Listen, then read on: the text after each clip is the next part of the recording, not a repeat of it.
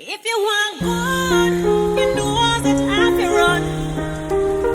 If you want good, you know that I can run.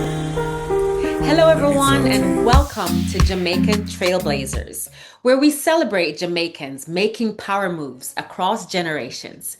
From the recognized to the rising, we honor the voices shaping our culture, our future, and our legacy. Join me in celebrating excellence, one trailblazer at a time. Today, please welcome Dr. Claire Nelson, Jamaican trailblazer and visionary architect of National Caribbean American Heritage Month. She is a Forbes 50 female futurist, sustainability engineer, and innovation consultant, keynote speaker and storyteller, White House champion of change, global goodwill ambassador for United Nations International Moon Day. And my first question for you, Dr. Nelson, it has to do with legacy and your vision. What inspired you to champion this national recognition? And what impact were you hoping it would have on the Caribbean diaspora? Thank you for having me. And really, the movement for Caribbean American Heritage Month really is a part of the reason why I started Institute of Caribbean Studies in the first place.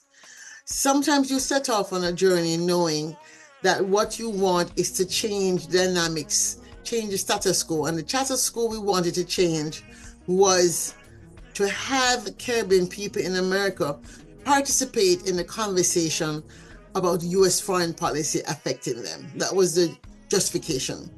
I was living in Washington, D.C. It was the early 1980s was when I moved to Washington, D.C. So I had very much been a part of watching the ongoing conversation in the then U.S. worried about the Caribbean countries becoming socialist and living through the assassination of Maurice Bishop and all of that drama. And in most of the newscasts, there were never any Caribbean people whose opinions were sought.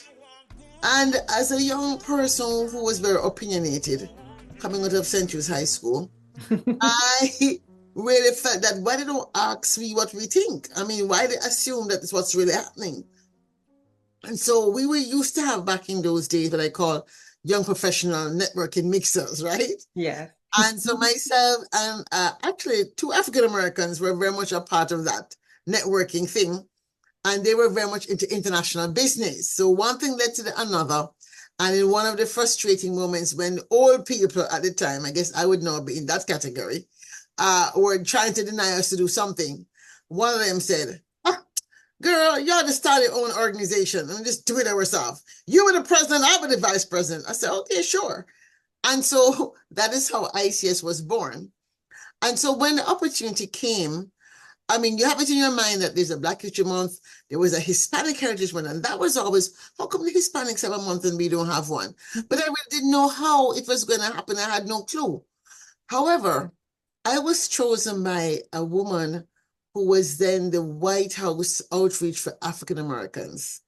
And she had a very clear vision of the change that was happening in America, that they were not just traditional African Americans. They were what she considered Black immigrants that also need to have a voice at the table. And she was astute enough to recognize that when there were conversations happening around immigration, it should not only be Hispanics in the room.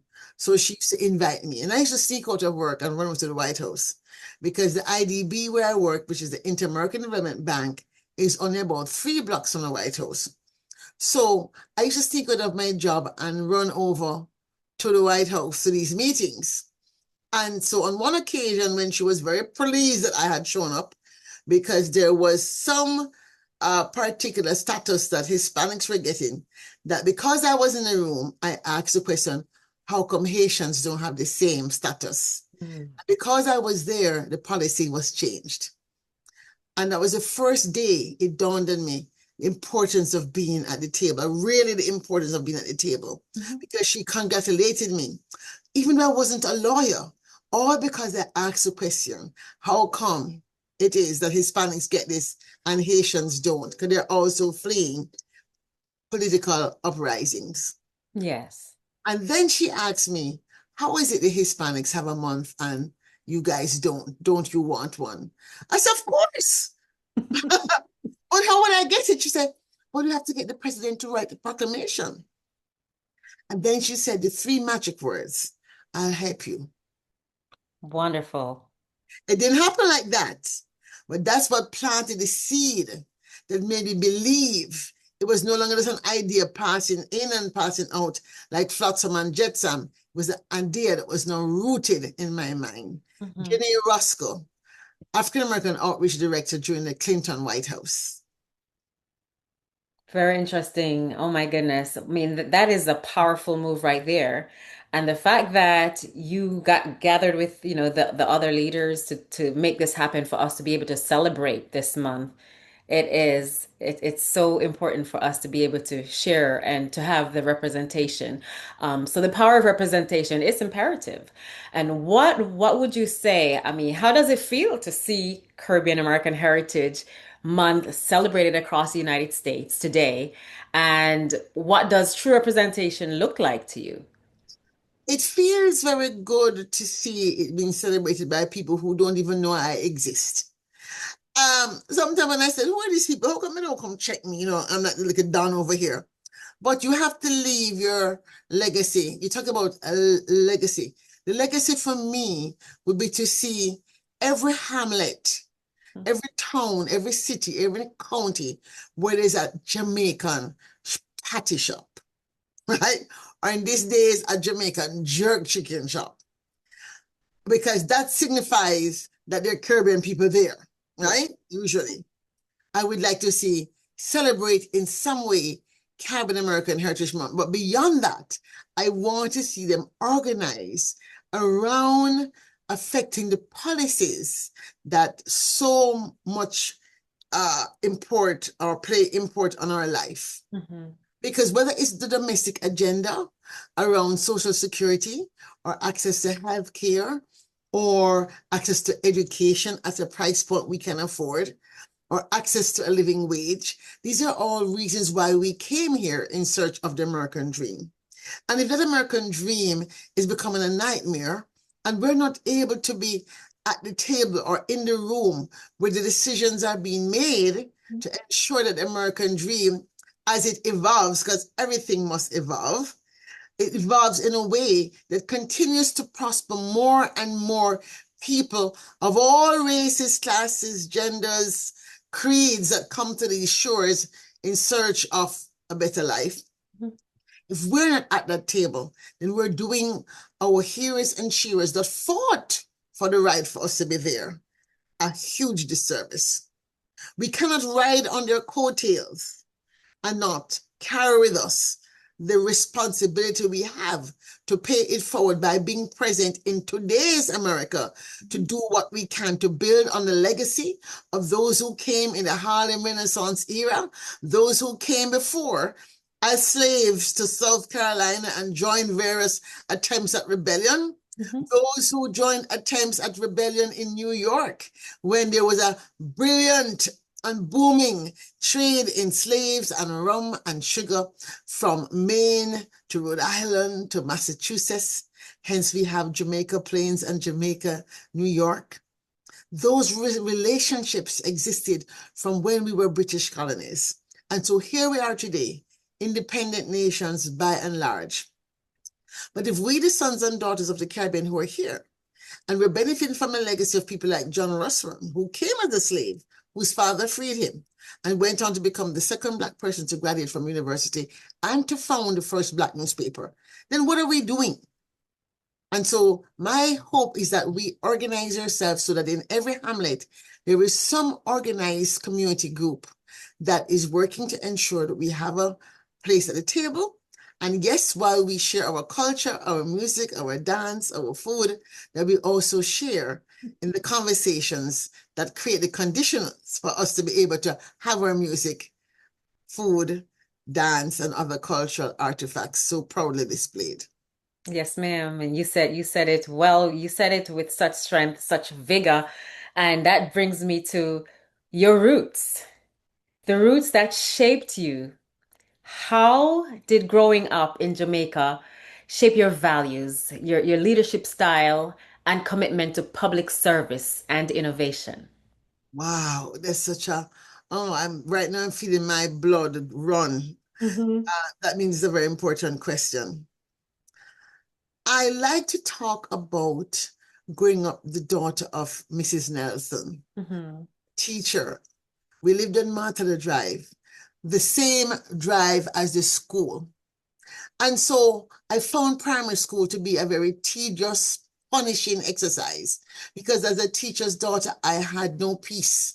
I stuttered terribly, and maybe my stuttering was my retreat into protection from the harm that happens when you are only known as Mrs. Nelson's daughter, Mm-hmm. right? Because you're expected in those days to live up to certain standards, right? You live in a fishbowl. But then I went to St. Jude's High School in 69, I believe. Heady times. We were having our first afros. The Black Power movement was about to take off. Martin Luther King had been assassinated just a year before. And so all of that was beginning to shape what Jamaica was becoming. And growing up and going to school like St. Jude's that allowed us to wear little afros and to have opinions about policies and politics was, I think, very freeing for me. And I became who I was to become in the process of being at St. Jude's because my mother herself was very active as a Girl Guide commissioner. She was active in the church. She was active in the PTA. She was always making things happen. She made Harvest Supper happen. She made Easter Fair happen. She made summer camp overseas happen. She made the Brownies go on their first plane ride. And all these things I watched happen from the kitchen of my home, the planning for these things. So I Mm-hmm. think I had no choice but to become a mini version of Mrs. Nelson, right? After all, I was her only child.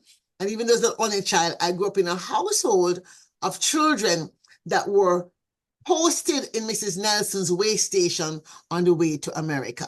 Mm-hmm. So many children were left by their parents at my mother's house to be sent for when the time was right. So although I was the only child, I was never alone. And so I was forced to learn to to share. I was forced to learn to be a part of a community because my mother had no patience for anything other than order. It was a law and order household. And trust me, her word was law. And nobody was spared the voice or the knuckles, and if necessary, the leather strap that we had to go for in the bed trunk when it was time for a strapping. And because I grew up with that, but Mm-hmm. at the same time, a mother that would listen to me and allow me the opportunity to defend my position of righteousness. And after my defense, she would sometimes take it under advisement and send me away for 24 hours until she had a word with the Lord God Almighty. I was then to come back. And when I came back, she would give me her pronouncement based on the words of the Lord God Almighty. Mm-hmm. And so that was a discipline and leadership style I grew up with. So that once the argument was settled, we went back to being normal, laughing, talking, etc. Nobody was to come back and repeat. No sour feeling, no long mouth, none of those things. So I grew up in a household that practiced that kind of leadership. I Outstanding. believe that the opportunities to become somebody who had an opinion, who was confident in my opinion being right, because Mrs. Carnegie of St. Jude's High School never punished me in the many infractions I was sent to her office for. She allowed me to say my piece, correct me for my tone of voice, perhaps, but never did she ever say you are wrong and go and apologize to any teacher I had a negative opinion with. And I think these are the things that gave me the confidence to know that when our national pledge says we are to be such that we serve the whole human race, Mm-hmm. and when our national anthem says, give us vision lest we perish, and when our national credo says, we little but we talawa, there is nothing you can do if you drink that Kool-Aid and that bush tea and Mm-hmm. that hot chocolate tea than to become those three things. Yes, ma'am. Wow, I got goosebumps from all of that, just bringing me back to my roots. And your mom, I wish I was able to meet her because she started her own revolution. She was her own trailblazer back then. And so Definitely. when it comes to trailblazing moments, was there a pivotal moment in your journey when you realized you were doing something revolutionary for future generations like myself? If I had to think of one particular moment, it was one event where I had done my first Black History Month event at the Inter-American Development Bank. And I was entertaining a gentleman from Uruguay, a gentleman from Peru, and a gentleman from Colombia. There were three Black people. Hmm. And nobody came to the event. One person came to the event. But I had managed to orchestrate a meeting with the Caribbean ambassadors to the OAS so that these Black gentlemen would have an audience. And I remember thinking and the blood running in my body, and I thought, oh my God, I am walking in the footsteps of Marcus Garvey. This is what he wanted to do, unite Black people who had suffered from the legacy of slavery in the Americas. And that's a pivotal moment for me mentally when I thought I was doing something that was following the footsteps of somebody I admired. Hmm. Wow. And that movement, by the way, took on. We were very active and we ended up going to the World Conference on Racism. And I was able to help to draft a portion of the Durban plan of action on how international financial institutions should finance development of Black communities in Latin America and Caribbean. So I feel very proud of that work, which I did under great duress because the institution did not want it to happen. And I can imagine, I can imagine, Caribbean excellence in America. There's so many of us, and I consider myself one of them because of my personal journey, and my goals to be the example of excellence. So, what do you believe is the biggest misconception about Caribbean Americans, and how can we correct that narrative? I think many people, well, and it's true to some extent, I think many, from a Caribbean American standpoint, I think too many Caribbean Americans walk around as if to say they are going back home. Mm, They do not want to participate in the political or policy making process. There's one. Then the other misconception in between some of the sometimes tension between African American descendants of mm, slavery, as they call themselves, and Caribbean immigrants, even though we might be here from our grandparents' days, right? mhm, Are that somehow we have come here to take away from them something. And so we want to definitely ensure that we do what we can so that African American descendants of slavery never need fear that we are here to take away mhm. what they feel they have earned. As a matter of fact, I want to Caribbean American Heritage Month to help them understand that our people were alongside them making some things happen, Yeah. right? If you think about the heroes and sheroes, the Shirley Chisholms, the Harry Belafontes, the James Weldon Johnson, who wrote the words to the Black National Anthem, as they call that song, all these people have Caribbean roots. Yes. So they presented as African American, but they had one parent or both parents who were born and came here as immigrants, different era, obviously, but still, even W.E.B. Du Bois, his grandfather was Haitian. So Mhm. I'm saying all this to say, at this juncture, I want to clear up any misconceptions that there is some big chasm between our belief of the future we want and the traditional African American belief of the future that they want. And that's not to say all Caribbean people are of African heritage. Mhm. Obviously, we know there are Caribbean heritage people who are Asian Pacific, Asian Indian, Asian Chinese, Mhm. and of course, Caucasian heritage who have also migrated to this country. But again, the majority of us remain those of African heritage. And so we want to make sure, because that is could be a big, let's say, gap that could cause a problem if we're not careful. So that's one misconception I do want to hope that Caribbean American Heritage Month can help to clear up. And I believe it is, from my experience here locally. I'm in the Tampa Bay area in Florida, and I've seen the unity, because in the past, growing up in South Florida, I've also seen where people of African American heritage, like folks who were born here with several generations, they felt like Jamaicans or persons from the Caribbean thought we were better than them.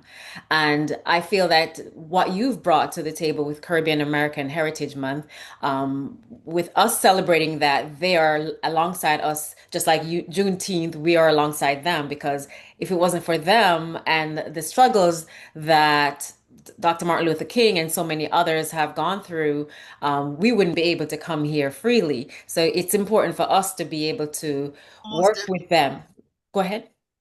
I'm saying most definitely. I mean, we celebrate Juneteenth, and our Juneteenth event is called the John Russwurm Dialogue because of John Russwurm's history in the Hmm. first Black newspaper. But can you imagine back in those days? You are born a slave, you're kept a slave, and it's not until you come to America, your father's wife says to your father, wait a minute, you have to free this person, number one, and number two, you have to give him your name, right? He was John Brown before that. Yes. And so thanking his, I think his wife's name was Martha. Thank you, Martha, for stepping up and correcting and leading your husband to a greater wisdom. So we have a John Brown Russwurm that went on to start a Black newspaper. How many people know that we have a role in that history? Perhaps his very Jamaican enslavement and the way we were, the different kind of slavery that happened in Jamaica, as we all know. And Yeah. so I think there are things that we bring with our traditions and cultures, and then obviously coming up after the 60s, when we now had become independent and no longer only saw the Queen as a head, we also had a Black Governor General and a Black Prime Minister, and Black judges began to appear. And the brown paperback test that was very active prior to that, that paperback test said you couldn't work in a bank or a hotel front lobby. Hmm. We had it in Jamaica. Let's not pretend. Yeah. In the early 60s, 50s, you had to be of a certain hue to get a job in certain places. Hmm. And so we had to go through the 60s, just like African Americans. Thank God for the Black Power movement that also we were also a part of participating in. And because of those things, we are now who we are. It's just that we live in a majority Black situation. So we benefit from not having to always be looking at ourselves through the white gaze. Hmm. Hmm. And that makes a big difference in the level of self-confidence, self-awareness of who you are and your capabilities. And I think that is what makes, let's say, the Jamaican heritage and who we are a little bit different in showing up. And as many Jamaicans say, when they came here in the early 70s and Jamaica and 60s, and everybody used to get teased, other Caribbean people would pretend they're Jamaican to escape being Hmm. teased because Jamaicans were the first ones to fight back. And I mean, first they would run for a couple of times, but when they couldn't run anymore, then they turn back and I think that's the gift that we have. That's the gift that Hmm. we have brought to many people from the Caribbean to this country, as a Jamaican in particular. That's not to say they weren't Barbadians like Shirley Chisholm and others Yeah. that were active in the various movements. But by and large, a very large, significant number of these heroes and cheerers, some unknown, obviously, were of Jamaican heritage. But one last thing, Marcus Garvey would not have been successful were it not for the thousands of African Americans Yeah. that followed him. And we cannot forget that. So his heroism, if you will, Hmm. comes because there was common ground at that time. And today, I think we have to find that same common ground in order to move through this particular uh, valley of history Yes. we're going through. You Yes. know, And I the think we're Bible seeing says it. the valley of the shadow of death. Yea, though we walk in the valley of the shadow of death, we will fear no evil. Hmm. Because the table is being prepared. It's us for us to set the dining table so that all of us can bring up a chair, as Shirley would say, Hmm. and find a way to share in the feast that we prepare in common. Amen. And so we have your generation, my generation, and so for the generation to come, bridging that generation, how can the younger Caribbean American people or young people continue your legacy while making their own mark in a new way? Well, that is what I'm working towards. We have something called Ignite Caribbean. We honored 30, this is our, what, sixth year? No, this is the 10th year, they said, actually. This has been the 10th year of honoring 30 under 30 change makers.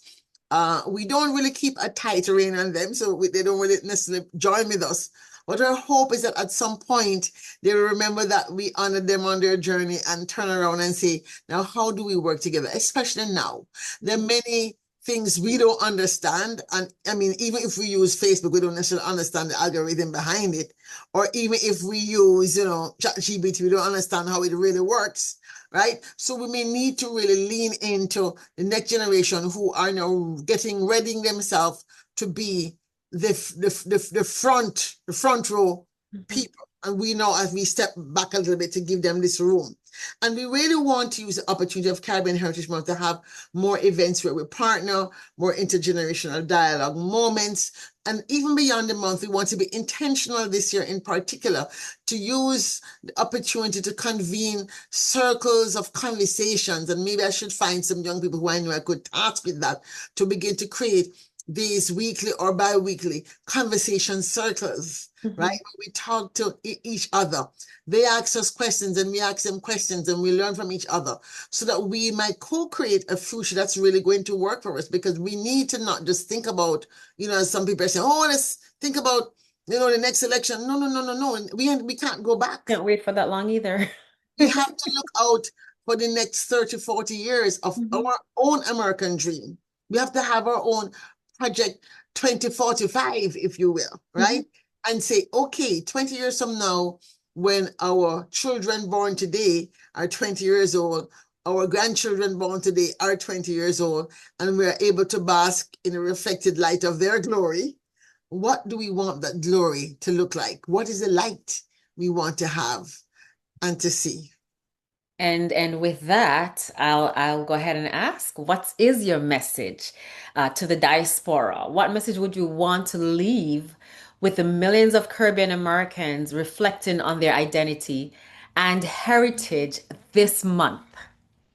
I hadn't even thought about what message I would want to leave, but I would just want to say, please, this month is for each and every one of us to, first of all, stand proud. Be proud knowing that your ancestors have helped build this country. We are part of American history. It cannot be erased, even if we find books being taken out of schools. We want to say to you all that we are also a part of American culture. You look in restaurants that are mainstream restaurants and you see on the menu jerk chicken and you wonder, is there really a Jamaican chef in that kitchen? Or did they just borrow the word? And where are they buying their jerk chicken seasonings from anyway? Is it coming really from a Jamaican supplier, or are they trying to cook it up in the back room? Because it not taste too jerk to me. Right? And so the life, the culture, we're there in the music. You see it in the way our hip hop, our contributions to the dancehall sound system made it way into hip hop. So we're very much a part of American culture, and we ought to be proud of that. Finally, we're talking about celebrating Caribbean contributions to American life. Oh, when you think about American life, we're talking about the very fabric of this society. And you think of people like Shirley Chisholm, who wrote policy that impacted on American life.